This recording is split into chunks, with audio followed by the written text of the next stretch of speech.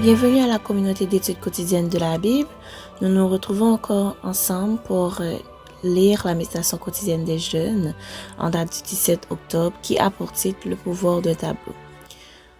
Le texte d'aujourd'hui se trouve dans Psaume 101, verset 3, version Louis II. « Je ne mettrai rien de mauvais devant mes yeux. Je hais la conduite des pécheurs. Elle ne s'attachera point à moi. » Une mère qui avait perdu son mari en mer était déterminée à ce qu'aucun de leurs 3 fils ne suive ses traces de marin.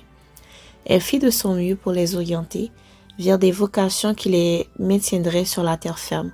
Cependant, à mesure qu'ils atteignaient la majorité, l'un après l'autre quittait la maison et partit en mer.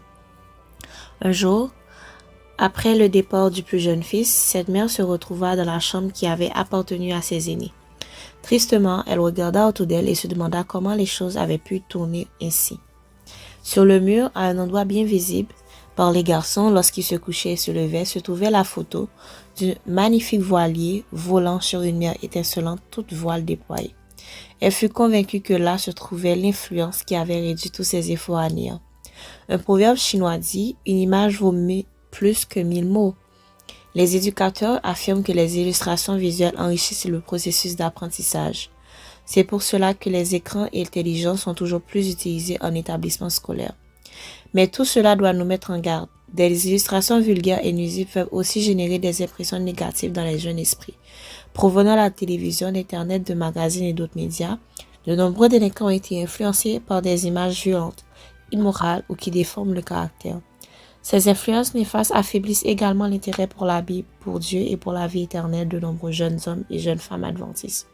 Leur sensibilité spirituelle plus ou moins engourdie, ils sont exposés aux tentations subtiles conçues par Satan pour les éloigner de Jésus leur Sauveur. Quel type d'influence permets-tu d'entrer dans ton esprit et dans ton cœur?